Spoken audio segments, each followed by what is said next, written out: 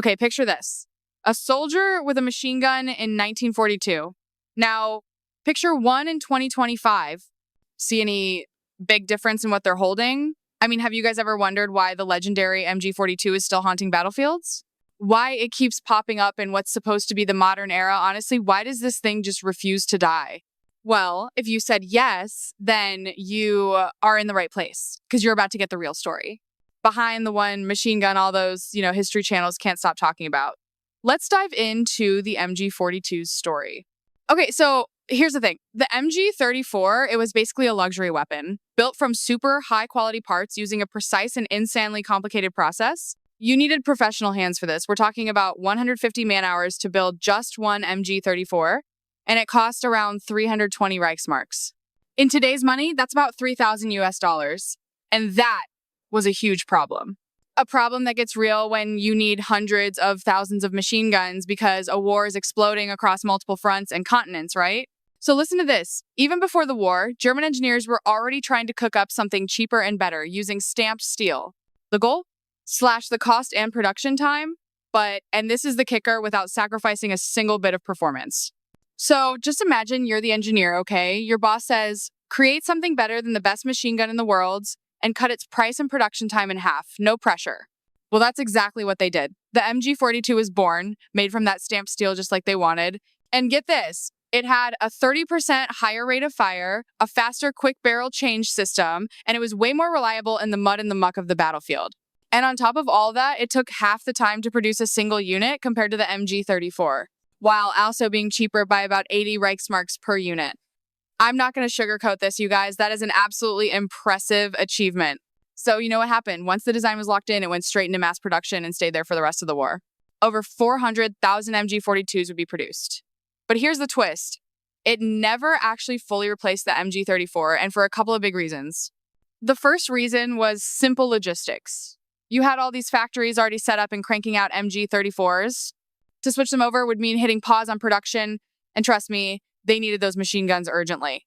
And the second reason, the MG-34 was the gun used inside tanks as a hull or coaxial weapon. The MG-42, it just couldn't be used that way. This was all because of their totally different barrel change systems. Let me break it down. If you wanted to change the barrel on an MG-34, you had to unlatch the barrel housing, give it a twist, pull the hot barrel out from the back, and then slide a fresh one in. Then you'd lock it back up and get back to it. Now, the MG-42 had a much simpler and faster system where you just unlatched the barrel from the side, yanked it out in one move, shoved the fresh barrel in, and just slapped it locked. But here's the problem. You couldn't do that inside the super tight turret of a tank, not without a complete redesign anyway. So when you saw an MG-42 on a tank, it was always mounted on the outside, maybe in front of the commander's cupola for some extra anti-infantry support or for anti-aircraft protection. So the Germans just kept parallel production of both machine guns going throughout the war. Plus, they needed a ton of spare parts for the thousands of MG-34s already in the field. But now they had the machine gun. A gun that fired more than double the rounds per minute of any Allied weapon. So yeah, now we can finally get to those famous facts everyone loves to talk about. And these legendary myths, like how it fired so fast you couldn't even hear the individual shots. Just one continuous, terrifying sound. A sound that absolutely terrified Allied soldiers. They said it could literally cut a man in half. You know what they called it? Hitler's buzzsaw? Yada, yada, yada. But listen, don't get me wrong. Most of that stuff, it's actually true. It's just, I'm personally more blown away by the genius engineering behind this thing. The stuff most people totally overlook. That's what made all those nicknames and myths a reality, you know? I mean, come on, this gun wouldn't still be in service today, even in modified forms, if it wasn't just that good. Now, just imagine, think about how insane it was back in 1942, when there was literally nothing else like it on the planet. Okay, so when this thing first showed up on the battlefield in 1942, Allied troops noticed it immediately. And trust me, they learned to fear it fast. And for a very, very good reason. You see, the MG-42 fired from an open bolt. Why? For way better cooling and to stop the gun from jamming up. Or even worse, cooking off rounds in the chamber after you've been firing for a while. It used a short recoil operation with a roller locking bolt. Super advanced stuff. So what does that even mean? Basically, the barrel and the bolt, they slam back together from the recoil when you fire it. Then, get this, 2 little roller bearings stop the barrel after it moves back just a few millimeters while the bolt keeps flying all the way back. It yanks out the empty shell, grabs the next round from the belt, shoves it in the chamber, and fires the second it locks. And this whole cycle just keeps going at an insane speed for as long as you hold down that trigger. And the ammo, they were using the standard German cartridge, which was seriously powerful. We're talking the 8x57mm Mauser. Yeah, the exact same one the Kar 98 rifles used. Though, for the machine guns, they'd sometimes use an even more powerful version of that ammo, loaded up with tracers. Usually, like every 5th round in the belt was a tracer. Why'd they do that? Simple. So the gunner could actually SEE where his rounds were hitting and walk them right onto the target. Okay, let's talk belts. They were non-disintegrating, right? Just linked steel strips in 50-round links. Later on, they'd join them up into 250-round strips for the ammo box, or even longer if they were in a tank or a fortified spot. But here's the thing. The Germans also had these awesome drums they'd attach to the machine guns. These drums held a 50-round belt, kept it totally clean and ready to go, so you didn't have guys carrying ammo around their necks or tripping all over it like you saw with Allied soldiers. And listen to this. You got to look at the German ammo cans. They had these slick little folding handles with leather grips. So much more comfortable to carry, right? And the way they were positioned meant you could carry 2 cans in just one hand. Or you could fold the handles flat to stack the boxes. Perfect for tight spaces like tanks or bunkers. And that's not all. They were watertight. You could latch them onto belts. You could even attach them directly to the Lafette tripod. And again, what did the Allies have? Nothing even close.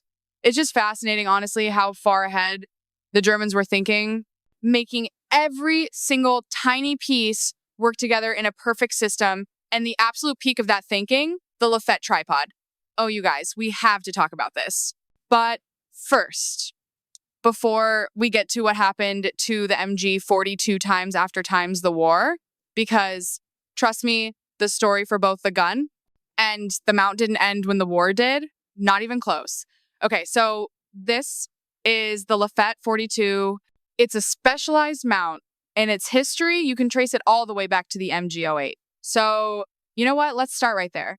And we'll work our way up to today. Now, look, if you put the MG-08 and the MG-42 side by side, yeah, you're going to see a huge difference. The MG-08, that was a big, bulky, water-cooled version of the Maxim gun straight out of World War I that completely changed warfare, right? I mean, sustained high rates of fire, a total game changer. But here's the thing. Times were changing, and the Germans, they knew the next war wasn't going to be fought in trenches. Not like the last one. No way. They were cooking up something new. You've heard of it, right? The soon-to-be legendary blitzkrieg tactic. And for that, you guys, they needed a weapon that could keep up, one that could provide that heavy automatic fire for their advancing infantry. So that 80-pound MG-08 just chugging out maybe 500 rounds per minute. Yeah, that just wasn't going to cut it. And get this. The MG-8 was actually used through the entire war by the Germans, but, you know, mostly on secondary lines or just sitting in defensive spots. Okay, so in the years leading up to World War II, the Germans were working like crazy and in total secrecy on a brand new machine gun. Why the secret? Because they were strictly banned from developing new weapons. Yeah, after all that chaos from World War I. So they had to stay under the radar, you know, and the first thing they came up with, the MG-13. This thing was way lighter, it was air-cooled, and a single soldier could actually carry it. And listen to this. It had the very first quick barrel change system. Insane. No more water-filled jacket. Forget that heavy tripod. This thing had a bipod right at the end of the barrel. You gotta remember, guys, these were revolutionary features for the time, and trust me, they would massively influence the MG-42 that was just around the corner. But here's the problem. The big just change, and honestly, the reason the MG-13 got tossed aside was its magazine. It didn't use belts. Instead, it used a tiny 25-round magazine. Now think about it. Firing at 600 rounds per minute meant you'd get like 2.5 seconds of firing time before you had to reload. So sustained suppressive fire, absolutely out of the question. So 4 years go by, and then they have a real breakthrough. The legendary and honestly super overlooked MG-34. This was it, you guys, the world's first ever general purpose machine gun. It was belt fed. It had that quick barrel change system. It was made of high quality milled parts. And get this, it was firing 900 rounds per minute. That's like a 50% jump in the rate of fire. Compared to everything that came before, I'm not going to sugarcoat this. When the MG-34 showed up, it was simply the best, the most modern machine gun on the planet. Seriously, no other country had anything that was even remotely close to its features. They slapped it on tanks, on vehicles. It even came with these crazy spiderweb sights for shooting at planes. Heck, they even mounted it on planes for dogfights and strafing runs. And of course, the infantry used it for everything. Offense, defense, you name it. They'd fire it from a bipod, from the hip, even off an assistant gunner's back. Or, and this, my friends, is the most ingenious feature of the MG-34 and the MG-42 too, firing from the Lafette mount. This mount is pure genius, and we'll get into why in just a bit. Trust me, it's worth the wait. But as amazing as it was, the MG-34 had some problems. And honestly, they weren't really the gun's fault. They were problems with the country that was trying to build it. Okay, so yeah, it was a little sensitive, dust, dirt, cold, the gunners had to clean and oil that thing religiously if they actually wanted it to fire when it mattered. But that wasn't the real reason the Germans started looking for its younger brother. Nope. You see, besides the big ammo boxes for tanks or fixed positions, the Germans had these cool drums that they'd attach right to their machine guns. It held a 50-round belt, kept it totally clean and ready to go. So they weren't tripping over ammo belts or wearing them like a necklace like the Allied soldiers were. And hey, while we're at it, just look at the German ammo cans. And listen to this. They had these neat little folding handles with leather grips, for more comfortable carrying. And the way they were positioned, so smart. You could carry TWO cans in just one hand or fold the handles down to stack boxes on top of each other. And in tight spaces like tanks or bunkers, they were also watertight. You could even latch them onto belts or attach them right onto the Lafette tripod. And I'm telling you, the Allies had nothing even close to this. It's honestly fascinating how far the Germans went with their thinking, making every single little thing work together. And the absolute pinnacle of that was definitely the Lafette tripod. And trust me, you guys, we have to tell you about this thing before we get into what happened to the MG-42 after the war. Because here's the thing. The story for both the gun and the mount didn't end there. Not by a long shot. Okay, so this is the Lafette 42. It's a specialized mount weighing about 45 pounds. Sure, the Allies had their heavy tripods, but this was on a whole other level. It was absolutely ingenious. It basically turned a light machine gun into a heavy machine gun. The Lafette had these tubular steel legs holding the central body with the gun. And get this, 2 coiled buffer springs would just eat the recoil, making the gun way more stable and super accurate. It even had a separate trigger, so the gunner didn't have to fight all those vibrations while firing. Smart, right? It had these incredible precision aiming controls and advanced optics that pushed the gun's range out to 3,000 meters. Wait, let that sink in. It was effective, even for indirect fire, almost like light artillery. But what was truly ingenious about it was something else. It had a mechanical computer called the Teufelfar automat, and honestly, it worked kind of like a clock mechanism.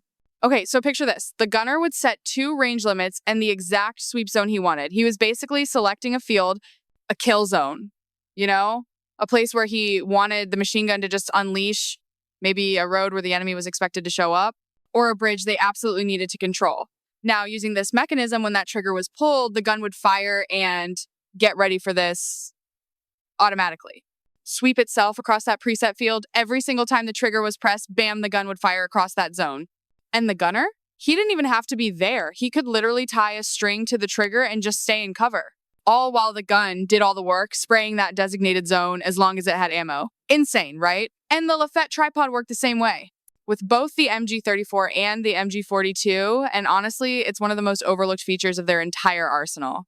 I mean, it significantly boosted their effectiveness. It turned these things into full auto snipers. And on top of that, it was also way easier to swap barrels when the gun was on the mount. A well-trained crew could do it in, 3 to 4 secons?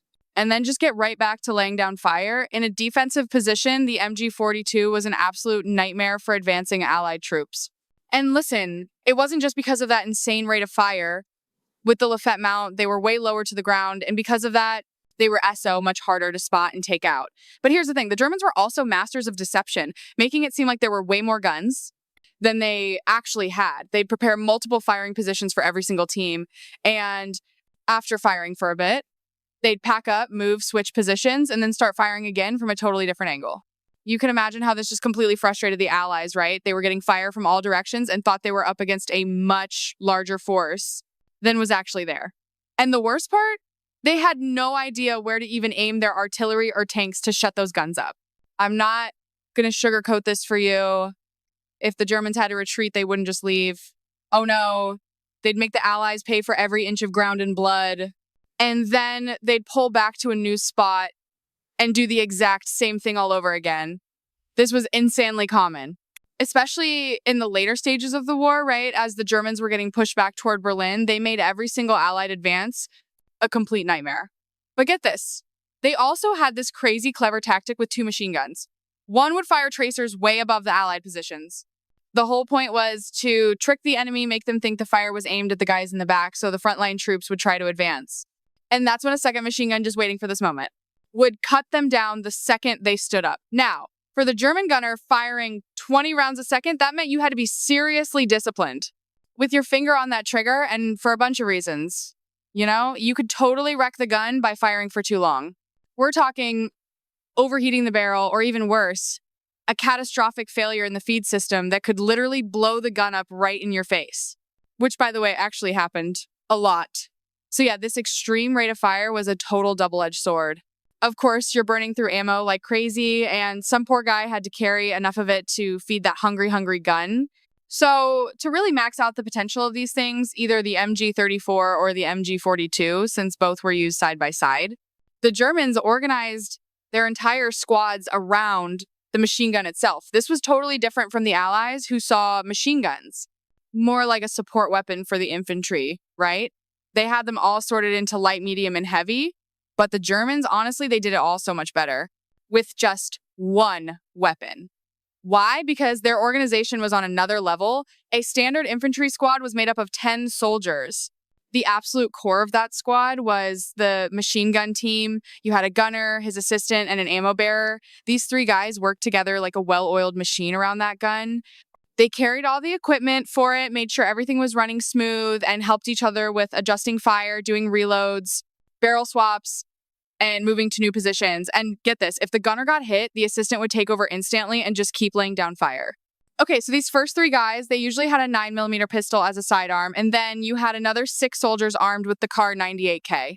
You know, the classic bolt-action rifle. Their job was simple: keep the machine gun team safe. They'd protect them or advance under their covering fire to secure a new position if they were on the attack. The 10th man, that was the squad leader, usually an NCO. He was armed with the famous MP-40 submachine gun, and his job was to command the squad, direct their fire, and coordinate with other units. And as you'd probably expect, they usually had a horse or a donkey to pull a cart packed with ammo.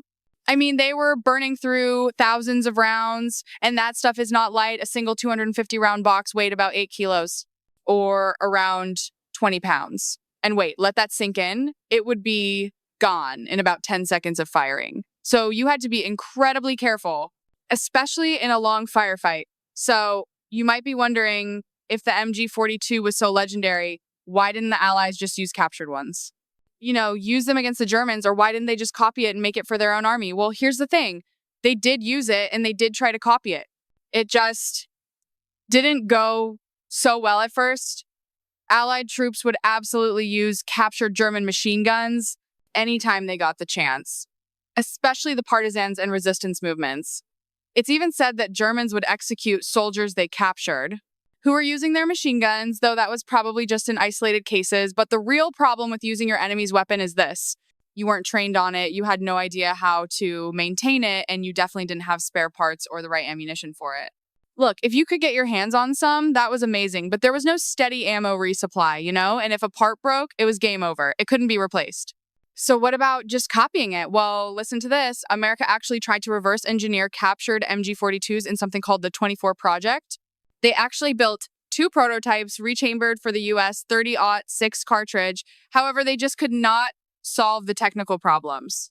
They couldn't get it to work right, and they couldn't even get close to the in-sound rate of fire the original MG-42 had. So yeah, they eventually just abandoned the whole project. It was sucking up way too much time and energy they could have been using to produce the guns they already knew how to make. And trust me on this, that doesn't mean they didn't steal a little bit of inspiration from it. See, some of the best parts of the MG-42 were combined with the ergonomics of the German FG. MG-42 paratrooper rifle and later became the M60 machine gun. Can you even believe that? Okay, so we've covered the MG-42 in World War II, an absolute legend. But what happened after Germany surrendered and the war finally ended? I'm not going to sugarcoat this. A lot of weapons just became obsolete after the war, but not this one. Oh no, the first thing was there were just enormous stockpiles of MG-42s laying around after Germany gave up all their weapons. And you better believe countries all over the world were scavenging them. Some even started making their own knockoffs, like the Yugoslav M53, for example. It's a direct one-for-one copy of the MG-42 that stayed in service for decades. Okay, but what about Germany? What did they do when they teamed up with NATO in the years after the war and needed a brand new machine gun to rearm their guys? They took one look at the British and American weapons of the time and basically said, you know what? This stuff is junk. We already had something way better, so they just took their good old MG-42s and repurposed them. They chambered them for the new standard 7.6 2x51 NATO round and called it the MG-1.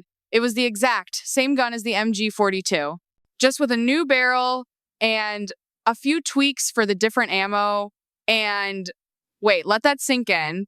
It was still better and easier to produce than anything the other nations had. It's crazy. In the next few years, the MG-1 got a few modifications. They added a heavier bolt to slow that rate of fire down to a more controllable, more economical 900 rounds per minute. It then evolved into the MG-3 with a few smaller improvements, like adding the disintegrating American-style belt, but the core DNA of the weapon, exactly the same as it was in 1942, and it was now being used by some of the most modern guys on the planet. They even use the same Lafette-style mount, just juiced up with modern optics and fire control, you know? But at its heart, it was the same thing that turns the MG-3 into an unbelievably deadly long-range weapon. It is still mounted on vehicles and tanks, guys. We're talking remote-controlled turrets with night vision and all that jazz. And here's the thing. Nobody is even thinking about replacing it anytime soon. Legendary.